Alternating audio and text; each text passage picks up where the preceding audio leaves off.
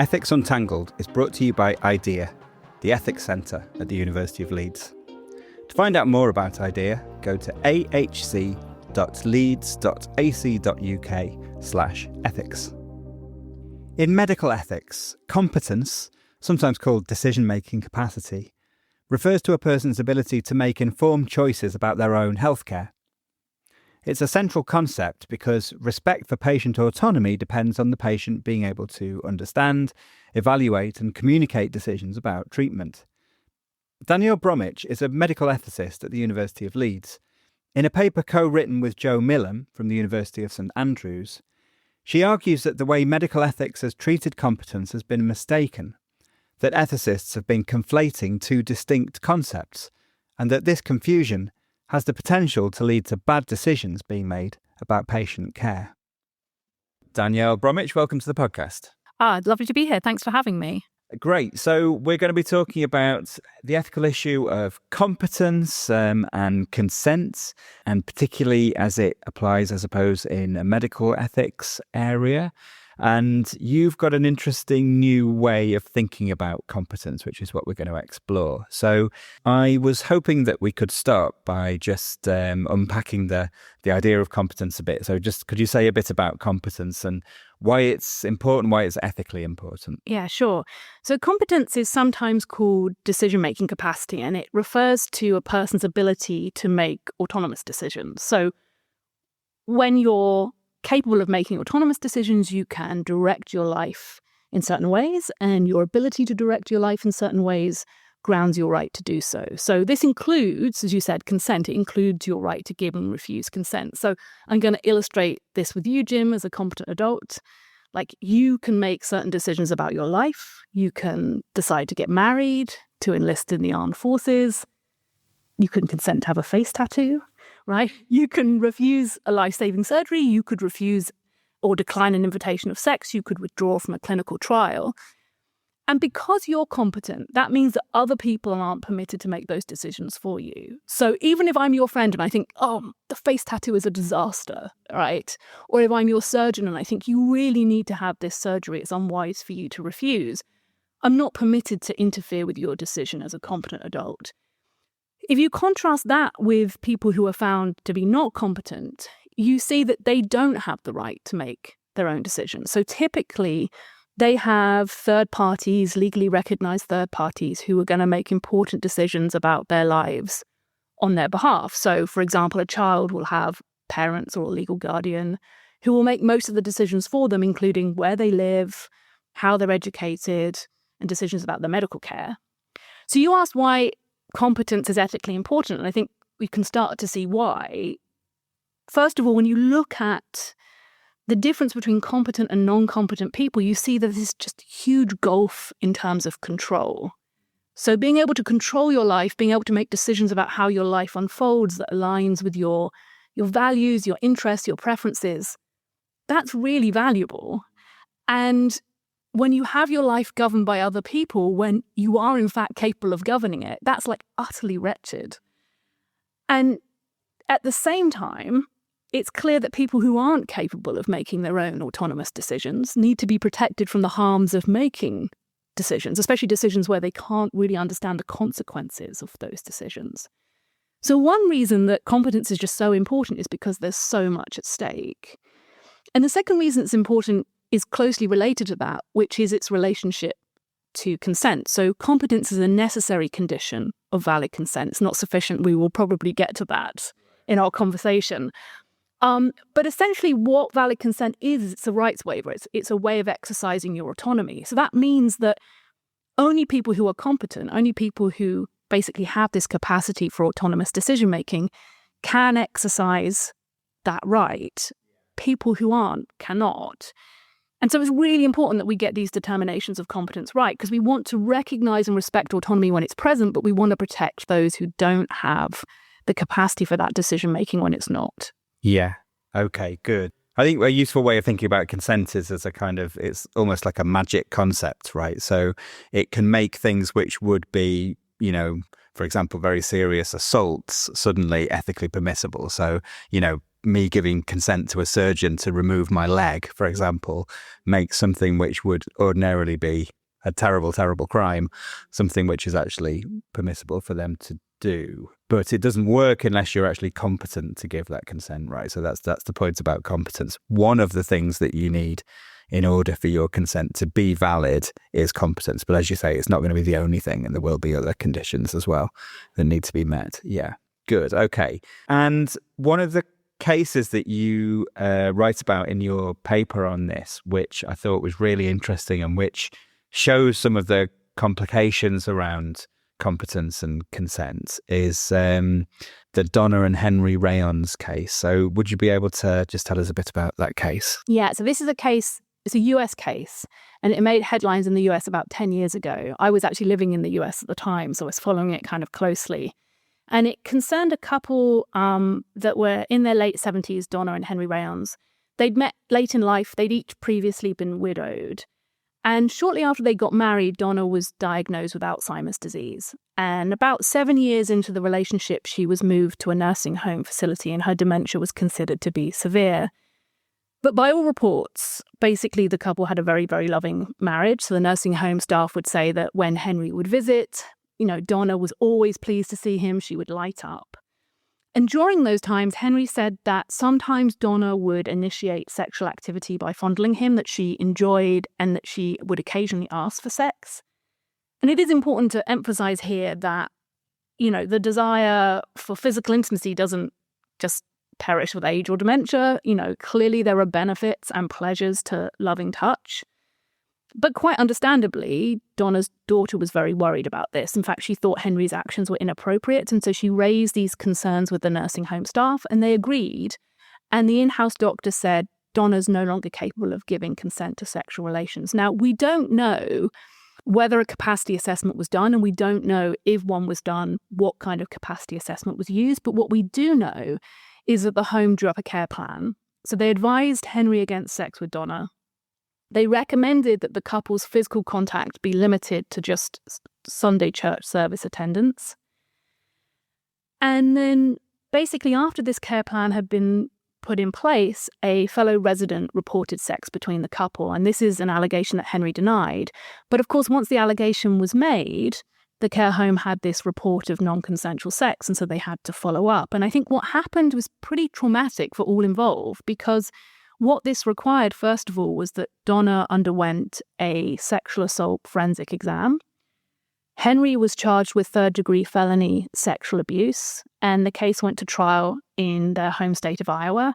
And when the prosecution couldn't prove that the sexual activity had taken place, Henry was acquitted. So you ask why this raises important questions for competence. I mean, if Donna and Henry had been a regular couple in their 70s with full mental competence, they would have had right to have sexual relations with each other.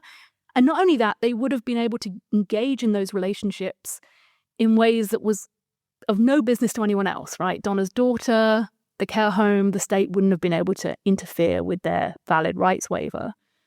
But it's because there were questions about Donna's competence, legitimate questions, that there were also legitimate questions about whether she could give valid consent to sex. And once it was determined that she couldn't give valid consent to sex, then her daughter and the nursing home had the legal authority to make decisions about her interactions with Henry. And so whether a person with dementia, a condition that over time will slowly erode someone's capacity for autonomous decision-making, whether that person can consent to sex, can consent to medical care, can still make financial transactions on their own, this is a kind of perennial issue in adult social care settings. It's a really difficult issue at what point someone loses the ability to make these decisions for themselves. And I think the thing that I noticed at the time was, of course, after these reports, you get all of the opinion pieces in the blog post. And one thing that I noticed when I was reading them was that you had all of these healthcare practitioners who work in adult social care settings who were just expressing their frustration at how little guidance they get in making these determinations in a patient-centered way. And many of them pointed out that, look, when sex is welcome and when the patient, like Donna, may be able to still make their own decisions, you want to allow that intimacy. You can sort of see in an institutional setting where a patient is so used to a particular kind of touch, right? The touch of being treated by a clinician, or the touch of being cleaned by a carer. The touch of being touched by someone who loves and desires you is like tremendously important. And yet at the same time, of course, this is an incredibly vulnerable population. You want to protect that population from the harms of like sexual relations. And practitioners were sort of saying, we want to engage in these protections without being moralistic, without being paternalistic. You see that in the Rayon's case, right? You see the kind of like the sense of what would be appropriate. We want to make these decisions without just placating family members or protecting the institution. Like, how do we make these patient-centered decisions? And the frustration was that they just sort of felt like they were left to their own devices to come up with kind of ad hoc frameworks, or they followed quite rigid determinations and then possibly were facing devastating consequences like you saw in the Rayon's case. So there was just this kind of real frustration around the lack of helpful guidance. Yeah, I can see that. I mean, it's a really difficult case, and it really, I mean,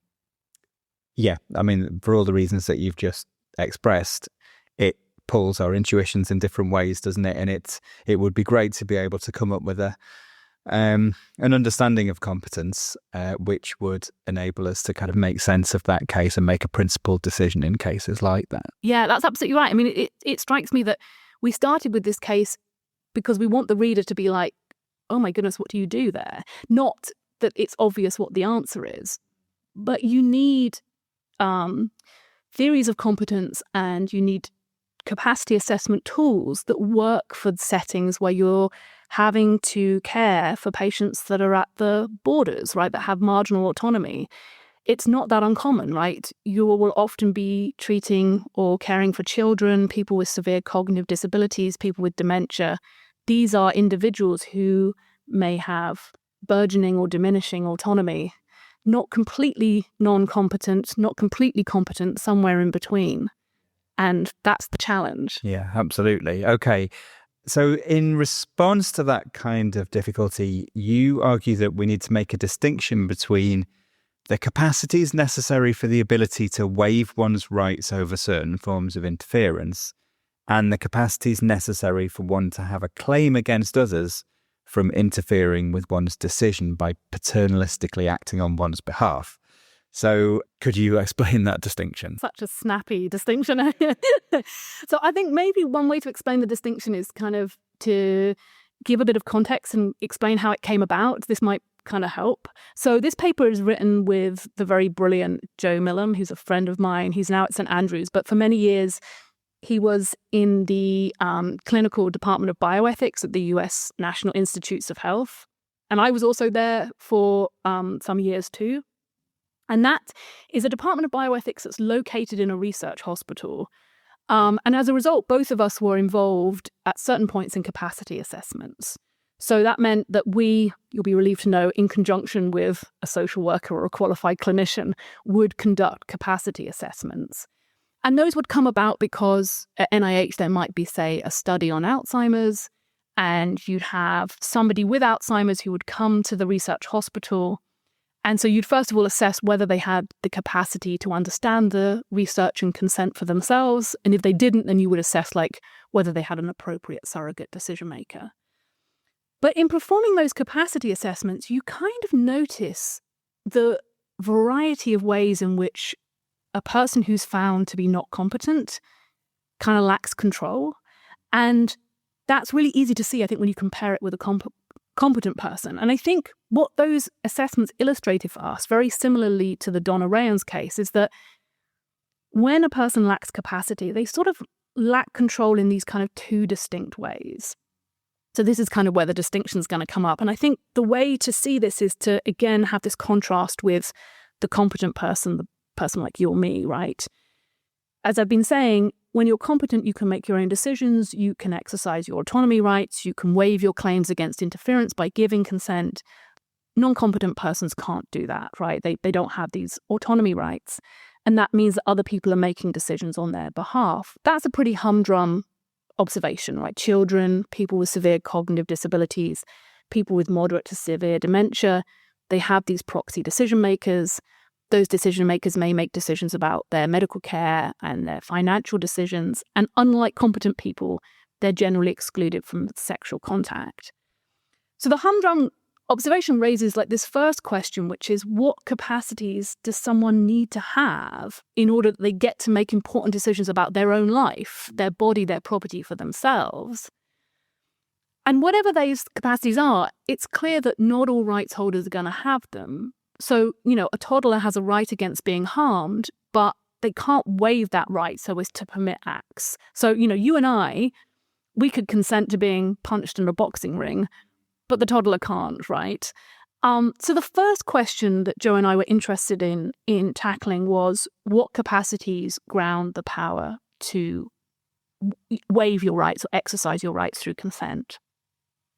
And then we realised, and this is where I think the observation gets a little less humdrum, that that's not the only relevant gap between competent and non-competent people. When you think about the toddler, they lack two features of agential control. They lack the power to exercise their rights through consent, but they also lack a claim against paternalistic interference, right?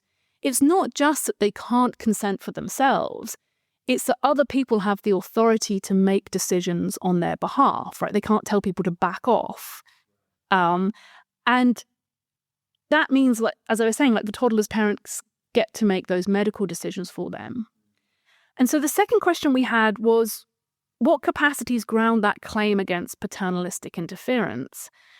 And what Joe and I noticed was that these questions, the first question, what capacity grounds the power to exercise your rights through consent? And the second question, what capacities ground the claim against paternalistic interference? They're never posed in the literature as separate questions. As far as we're aware, and we're waiting for someone to give us a citation of what we've missed, no one's really entertained the possibility that the capacities that the rights holder needs to say consent for themselves might be different from the capacities they need to demand that other people sort of respect their decisions. In fact, when you look at existing accounts, they all seem to assume that the capacities would be the same. That is, the abilities that you need to be able to waive your rights and give consent would be the very same you would need to demand that the paternalists sort of back off. So we call that the common grounds assumption. And we've come to believe that that assumption is mistaken. And we think that that assumption is going to explain why existing theories of competence are problematic. That especially in the kind of Donna Rayan's case, in the marginal autonomy borderline cases, they just can't get things right. They're either way too negligent or way too restrictive, or they can't explain their verdicts. And we think that once you make this distinction and recognize that there are these two rights implicated in consent transactions, we think that the capacity that grounds the power to consent is going to be possessed in virtue of someone having the ability to value. And actually, that doesn't require that much cognitive sophistication. We think, along with Agnieszka Jaworska, who's worked in this area, that people with dementia might well retain the capacity to value for quite a long time as they progress through the illness. But the capacity that grounds the claim against paternalistic interference, we think, requires the ability to be responsible for your actions, and that's far more substantive. That's something that we think a person with moderate dementia probably doesn't retain. And so we think that this distinction is going to be key in explaining how best to deal with cases of patients with borderline autonomy. So that's sort of the distinction in a nutshell and how we sort of came to it. Yeah, it's really interesting. I think it's still going to need a bit more explanation before it kind of becomes clear for people. Perhaps we could talk about the traditional views of competence that you say kind of assume that those two sets of capacities are going to be the same, or fail to make this distinction that you're saying is really important. And you say that assumption, that failure to make that distinction, leads those traditional views of consent or of competence rather, into trouble. And you talk about demanding, liberal and risk-adapted views that people have proposed. So yeah, there's probably a lot to say about all three of those, but like, what are the problems that you identify with these traditional views? Yeah. So I think one thing that's probably fair to say is that most people working on competence, whether they're working in theory or in practice, are not super satisfied with what they've got, right? That they find them frustrating, they find them wanting in certain ways. And I think that Joe and I think that part of the value of our analysis is that we're able to diagnose the problem, at least with sort of traditional views. And it comes down to the fact that there's this sort of assumption that there's this just one right that is implicated in these consent transactions and it has the same capacities. I think the way to explain how this problem manifests is to take a step back and think about what we would want from any good theory of competence. Like, what are we looking for? And we're probably looking for a lot of things, but I think at minimum there are two things that we want from any good theory of competence.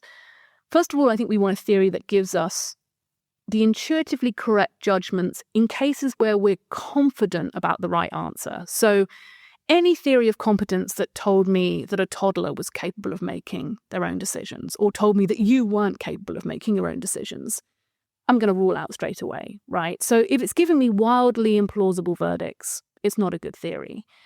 The second thing that we want, I think, is what we want from any good theory, which is that it can explain the verdicts that it offers. It doesn't just sort of like entail verdicts, but it can explain them, right? That it can justify them, that we don't end up with something that's kind of like giving us an intuitive result, but we don't really know why, or we don't have a good answer.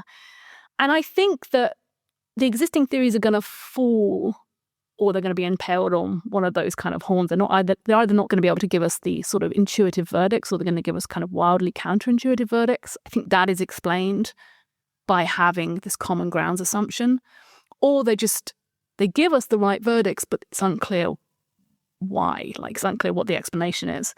So you rightly noted that we sort of divvy up existing views into three categories. We've sort of got the liberal views that set the threshold for decision-making competence pretty low, so that a lot of people are going to be competent.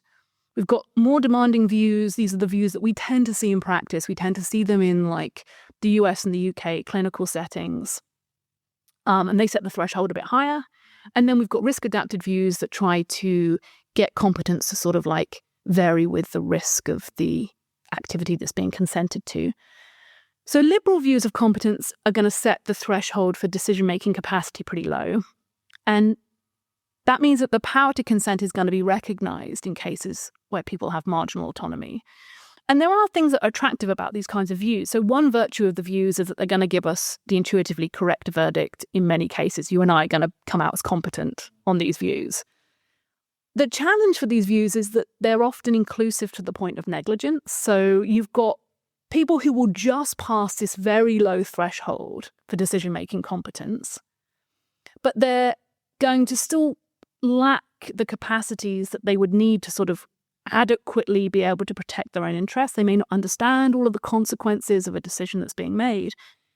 And this is where the common grounds assumption comes in. But because if you think that the capacities you need to be able to consent for yourself are the very same capacities that you need to tell someone to back off, then somebody who is at risk of harming themselves with poor decision-making, that they don't always have the capacity to sort of fully understand the details of, they might be found competent on these views, but that means that people aren't able to interfere to protect them from harm. And that result is really troubling, because on the one hand, we get people with borderline decision-making capacity who their autonomy is recognized by this view, but then they're forced to suffer the consequences of decisions that they can't fully grasp. So the problem for liberal views is that they're too inclusive, and they're going to tell us that people who many of us would really be doubtful could give consent to this kind of complex decision are actually competent to do so. Yeah.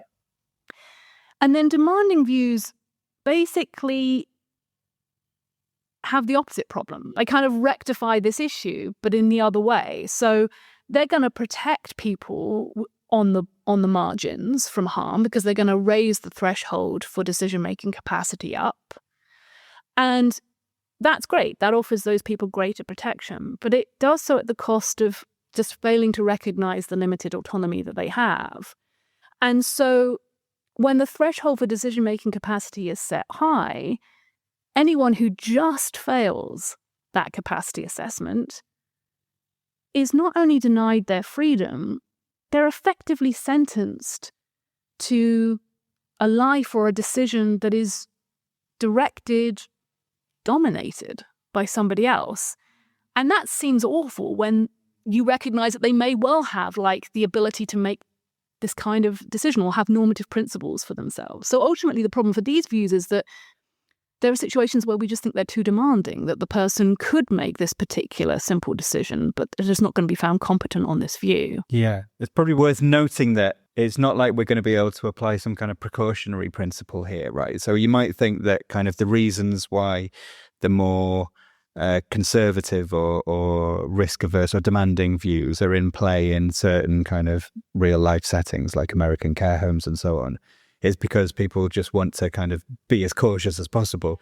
But of course, it's not the case that there's no negative consequences from being excessively cautious when it comes to these things, right? You end up actually in arguably unjustifiably interfering in people's lives in a way which can be quite bad for them. Yeah, that's absolutely right. Right. So the cost is that you may have values in this setting. There may be things that are deeply important to you that just don't get recognized then by this capacity assessment. And I like the fact that you've pointed to I call them demanding and you called them conservative. I think I worry about some of these capacity assessments that they smuggle in lots of different kinds of judgments, right? So if what we're trying to do is protect, then in addition to protecting the actual patient, we can do lots of other protection. We can protect the institution, right?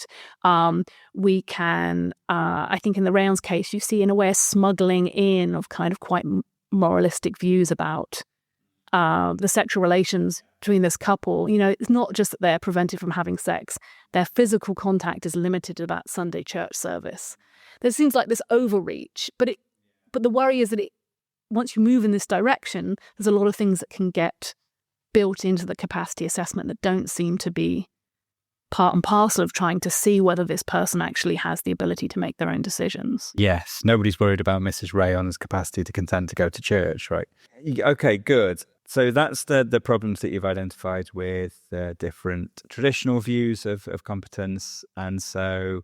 And the alternative view that you're proposing is that there's two different sets of capacities that are necessary for these two different things, right? So what's necessary for your ability to waive your rights against certain forms of interference is going to be just the ability to value, and what's necessary for you to have a claim against others to prevent them from interfering with your life paternalistically is going to be a much more substantive set of capacities, which is going to amount to autonomy. Okay, so let's get into that then. So to take the first one first, what do you mean by being a valuer, being capable of valuing, and why should we think that that's sufficient for us to be able to waive certain rights through consent? To answer that question about this capacity to value and why we would think that's sufficient to ground the power to exercise your rights through consent, I think when we were trying to work out what capacities would underlie this sort of consent, we kind of wanted to go back to thinking about why giving and refusing consent was important to beings like us in the first place. This is kind of the move that Joe and I always perform. We're just like, why do we care about this thing in the first place? Maybe that can help us identify some foundational values. And the natural answer, I think, is that consent facilitates autonomous action, right? So an individual who can give consent can direct their life by changing their normative relationships to other people. So when you give consent, you can exercise a degree of control over your life by doing the things you want, such as authorizing intimate acts or exchanging money for goods or authorizing that much needed dental care. And you can refuse the things that you don't want. And that not only explains kind of why the capacity for autonomy underlies the power to consent, it kind of tells you a lot about why consent's valuable in the first place, right? It allows us that control over our lives, and that's something deeply valuable to the person whose life it is. And so this kind of main thought here, which is not original to us at all, is that directing your own life when you're capable of doing so is fundamentally good. It's a prudential good. It's something that each of us has an interest in realizing. And Joe and I think that given that prudential value, given the tremendous value of being able to direct your own life, the threshold for capacity should be set at the lowest point at which someone plausibly could achieve that good, right? Like, that seems important. And achieving the good, I think, at minimum requires certain things of you. It requires that you have interests. It requires that you have projects or relationships or goals that you value and that provide you with reasons for action. Because once you have values about some area of your life, whether it's your career or your finances, your health or sex, then you can give consent in those areas, because you can start to sort of see how you want your normative relationships to be changed so as to further those things that you find worthwhile. And so in that sense, kind of valuing is quite different from just like brute desiring, right? Like, having your desires frustrated like sucks. And, I mean, I don't have a kid. I always feel like I throw the toddler under the bus, but like, the toddler who has that annoying drum taken away from them, like that sucks for them. That's something bad for them. They're frustrated in that they don't get to sort of make the racket they want to make. But what we're describing here is different. Directing your life on the basis of reasons is a distinctive good, and it's that good that the power to consent facilitates. So unlike the toddler, the valuer has to be able to distance themselves a little bit from their just immediate kind of brute motivations. They have to be able to sort of reflect a little bit. They have to be able to judge that, importantly, something in their life, some interest, some project, some goal is valuable.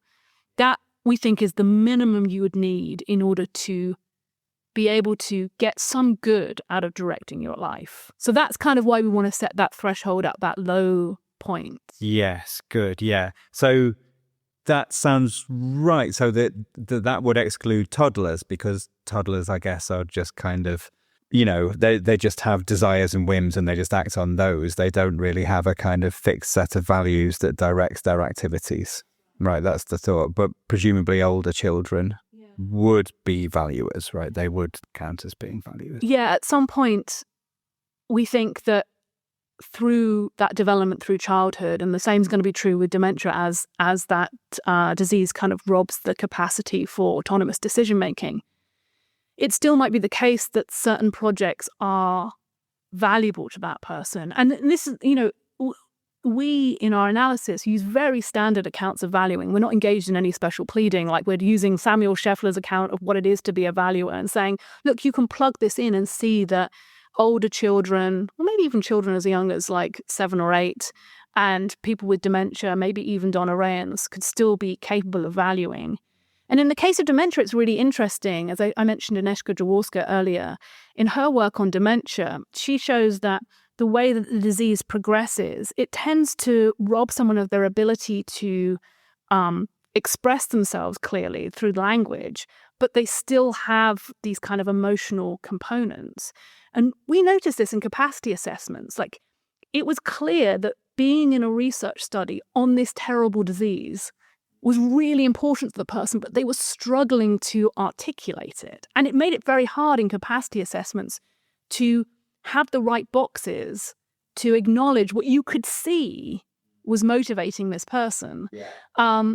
And so part of this challenge around valuing is it can be difficult sometimes to demonstrate it, but we're really cautious about assuming that, you have to be a means ends reasoner or you have to be really articulate in order to be a valuer. It's not clear that that's the case. Right, sure. Yeah, that makes sense. Okay, good. And then the second part of your account is having a claim against paternalistic interference requires more substantial capacities amounting to moral responsibility for one's actions, right? So, yeah, again, could you explain what you mean by moral responsibility in this case, and why should we think that those more substantial capacities are required in that case? Yeah. So the conception of autonomy that grounded the right to consent was sort of welfarist. It was about like the prudential value to you of autonomy. And basically, it's just not clear that could ground a right against paternalism. Like, if it did, then the paternalist would just basically be justified in interfering with a consent decision as soon as they calculated that it's going to have a negative impact on your overall well-being. And that's going to fail to protect something that's really important that people with full capacity want protected, which is that, you know, we have the right to make foolish, imprudent, risky decisions, right? And I think that part of the problem is that we want to be able to get right the sort of normative response that we have to the paternalist. When we object to paternalism, we're not objecting to the calculus. We're not like, oh, you got it wrong. You failed to factor in the value to me of making my own decisions. We object to the paternalist. We say, you have to respect my agency, right? You don't get to interfere in this sphere. You don't get to make decisions for me, even if you're right, even if my decisions are risky, unwise, ill-informed. And so what we were interested in is, when does somebody get to make that legitimate demand? And it can't be at the point at which they have the capacity to value, because there are all of these examples of where we interfere with valuers' decisions, and those seem completely justified on paternalistic grounds, I should be clear.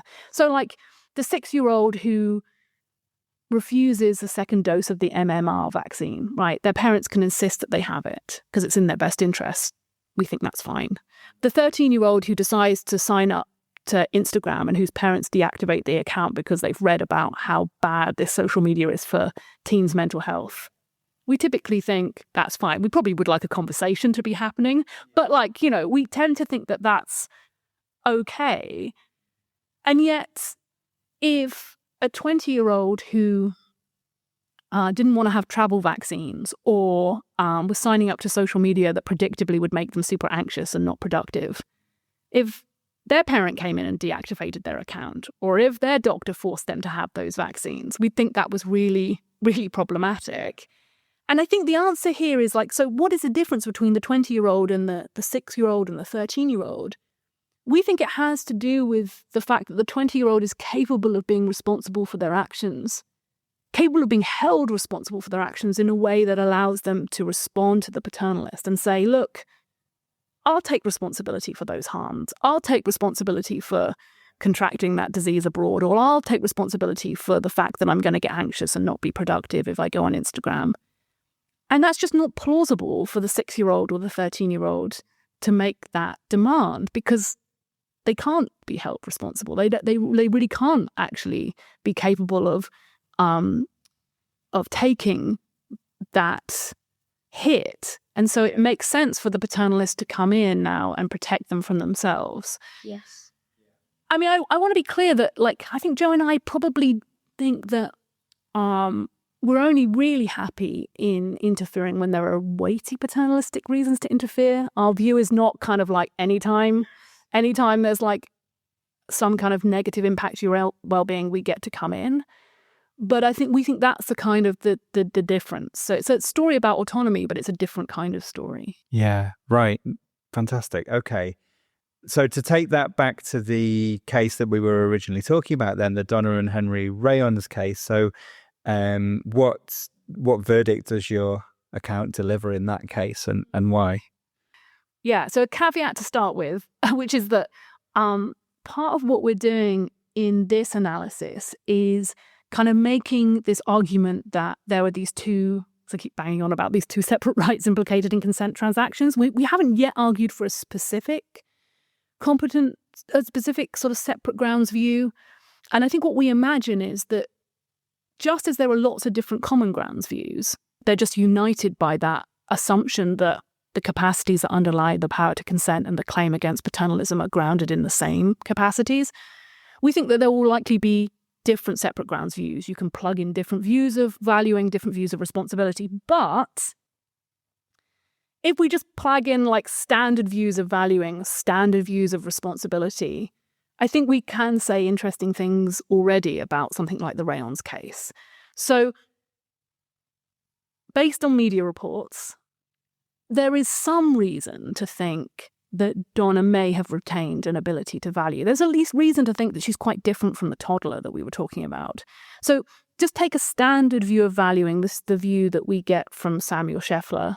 It's going to be a bit abstract, but I'll cash it out. So on Scheffler's view, to value something involves believing that the thing you value is worthy. It involves a susceptibility to experience a range of context-dependent emotions regarding the thing that you think is worthy or valuable. It involves a disposition to experience those emotions as being merited or fitting or warranted by the thing you think is valuable. And it involves a disposition to treat certain considerations about the thing that you value as reasons for action in deliberative context. So that's all very abstract, but let me apply that to Donna. So one thing that's true about Donna is that before her cognitive decline, she was definitely a valuer, right? She was a competent adult like you or I. And it's clear that she loved Henry. It's clear that she valued their relationship.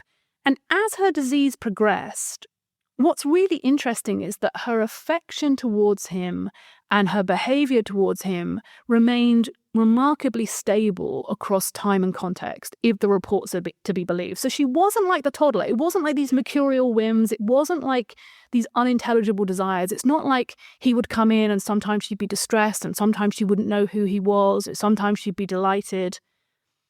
Once she had got to that point, then it's more like managing the toddler, right? But actually what we saw from the reports was that there were marks of agency here. Her dispositions were not only stable towards him, they were the kinds of dispositions you would expect from somebody who loves their spouse, right? She was happy to see him. She was delighted to see him. And she was contextually appropriate too. So she would hold his hand in public and she would initiate sexual relations in private. These stable, fitting emotional behavioral dispositions, they're all marks of valuing.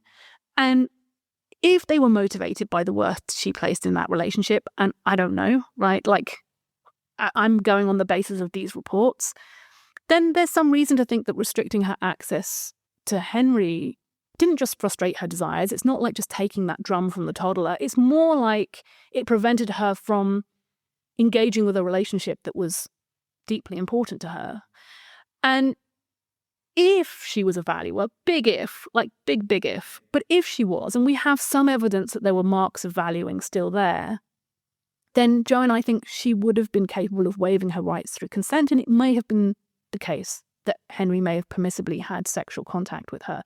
But there's little doubt that she was far along in her Alzheimer's disease, that she no longer retained the capacities that would ground that claim against paternalism. And I think what that means is that whether sexual contact that she welcomed was actually permissible would have depended on what was in her interests, and other people would have had to be involved in that decision. So her caregivers should have looked carefully at her preferences and tried to balance the benefits to her of intimacy with someone she loved with the potential harms of engaging in sexual relations. So if she welcomed the sexual contact, if it made her happy, if she was very satisfied afterwards, maybe this should have been permitted. But if she initially welcomed it, but often she was confused or distressed, like, absolutely not, right? It would be paying attention to those kinds of considerations. But the thought here would be, and all of this is caveated by the fact that we haven't really cashed out this view and we don't know enough about this case, but the thought here would be that separating out that right to consent from the claim against paternalism would have allowed Donna's caregivers to pay attention to these different features, like how do we help her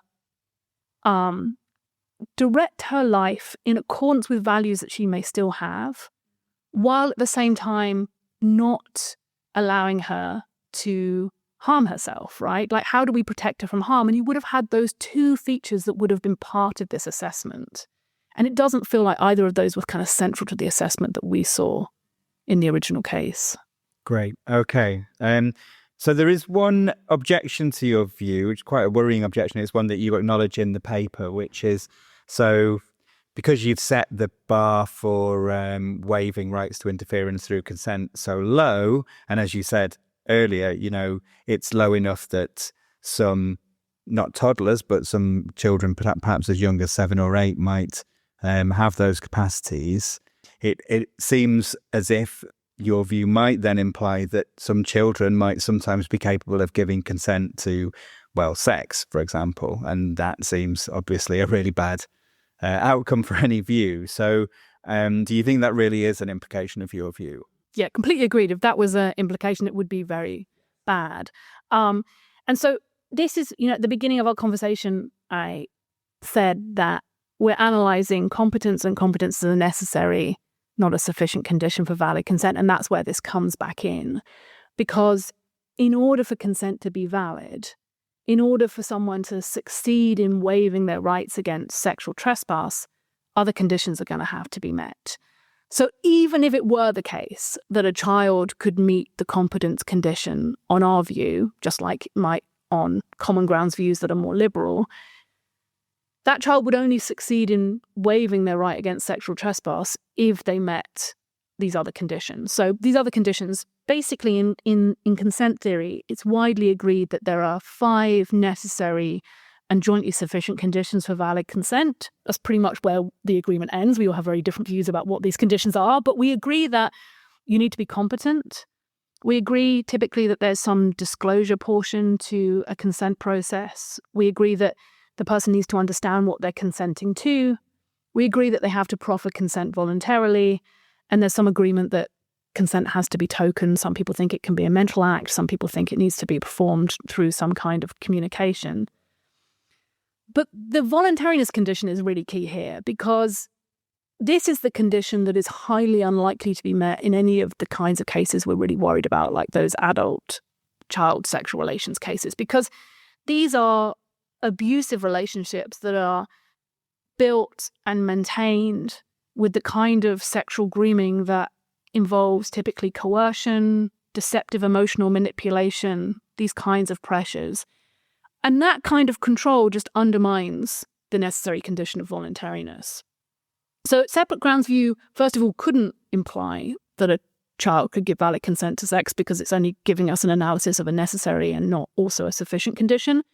But also, it's pretty clear that on any view you would plug this into, that voluntariness condition isn't going to be met. And there's more to be said here, but I think that there are a variety of, well, there are 2, I think, consent and harmful exploitation explanations that explain the sort of profound and serious wrong of adult-child sexual relations, and any separate grounds theorist can avail themselves of those explanations. Yeah, okay, good. So perhaps time for just one more question then. So that's the view that you're proposing.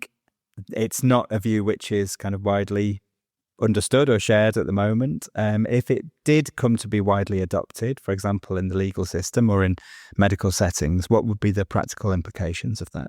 Yeah, I really like this question, because I think I have a really odd answer to this question, which is that I think typically when you advance a novel view in applied ethics, you spend a lot of time thinking about the practical implications. You think about the law, you think about policies, you think about practice. And I think what's really odd about the separate grounds view is that it's novel in theory. As I've said, to our knowledge, no one has actually posed the questions that we've posed about the grounds of consent and the grounds of the claim against paternalism as separate questions. And yet, I think it's a view that you find often in the law or often in practice in a variety of kind of interesting ways. And if I'm right about that, I think a virtue of our view is that it provides a normative foundation for some laws or some practices that are actually pretty standard. So I'm going to give you an example. And this is not to say that there aren't any novel practical implications. There's still plenty of novel practical implications. But I think it is kind of nice that our view can explain, I think, perfectly good laws that people are baffled by. So here's an example. So in medical settings, across the world, you'll see that there are many laws that recognize a minor's right to make medical decisions, or at least consent to treatments that are in their best interests when they meet certain tests of competence and when they can understand information and when they make those decisions voluntarily. And yet the minor with exactly those capacities is not always allowed to refuse life-saving or life-sustaining treatment. So we're recording this podcast in Leeds, and in England and Wales, we have exactly these kinds of laws. So they're laws that treat consent and refusal differently in children than they do in adults. So you and I, we can consent to medical treatment, we can refuse medical treatment, doesn't really matter. We can refuse life-saving interventions. Children can't, and yet some children can consent. So a child under the age of 16 can be found competent to make medical decisions that are in their best interests, as I was saying, if they demonstrate this kind of maturity and understanding. And in England and Wales, this is called Gillick competence. And as far as I'm aware, it's very uncommon for a child under the age of 13 to be found competent in this respect. But if they are found competent, they're allowed to make a bunch of really interesting decisions. They're allowed to consent to contraceptions, to abortions, even without parental knowledge or involvement. So it covers quite a lot. And yet, they can refuse lots of things. But if there's really weighty paternalistic reason to force treatment, their refusal doesn't have the same force as an adult's. And I think this is just utterly baffling to people who hold a separate grounds view. So you just have you've got a whole host of papers explaining why this is kind of nonsense. And you can see why you would think it's nonsense, because if you hold a common grounds view, then as soon as someone has the capacity to consent, where that's authoritative, why wouldn't their refusal also be authoritative? But on a separate grounds view, it makes far more sense. So I'm going to try and explain this with an example. So imagine a 14-year-old who has a ruptured appendix and they need an appendectomy, right? And they're found competent according to the criteria in the UK, right? They can understand why they need the surgery. They can understand what the surgery is. That 14-year-old would be able to consent to having the appendectomy.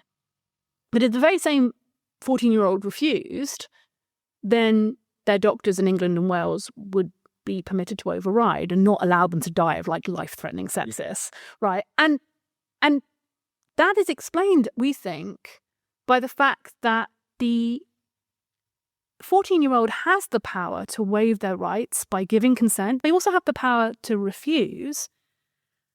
That only requires these minimal cognitive capacities, the capacity to value, the capacity to understand certain facts. And as suggested, the 14-year-old might be perfectly capable of doing all of that. And in the case where they're actually selecting the thing that's in their best interest, there is no paternalistic reason to interfere, right? This is clearly the thing that's in their best medical interests. So their consent carries the day.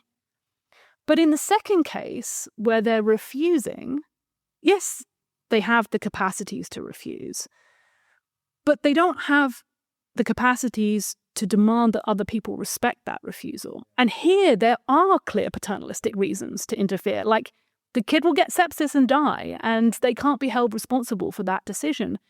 So the separate grounds view kind of explains what we see in the law. That isn't articulated. That's not the way it's articulated in the law, but we think perfectly sensible law. And once you give up on this kind of common grounds assumption, you can see how this is perfectly sensible.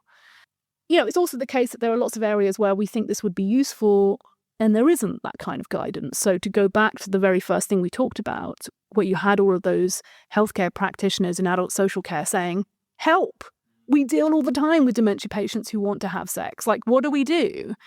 I mean, I think the next thing that Joe and I would like to do is actually focus in on those kinds of cases, and cases around people with Down syndrome, people with learning disabilities who want to have loving relationships, right? That seems like a really important part of the good life. How do you facilitate people being able to direct their lives in accordance with things that seem deeply valuable for them while also protecting them?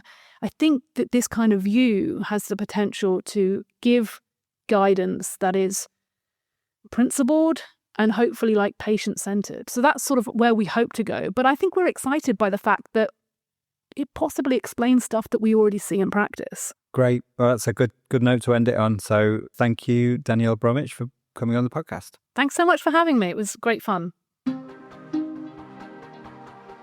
Thanks for listening to Ethics Untangled, a podcast from IDEA, the Ethics Centre at the University of Leeds. IDEA brings ethics to life, blending in-depth theoretical inquiry with real-world experience to address the most complex ethical issues facing the world today. If you like the podcast, please leave us a rating and review. And to find out more about IDEA, including our Masters and PhD programmes and a wide range of consultancy services we offer, go to ahc.leeds.ac.uk/ethics.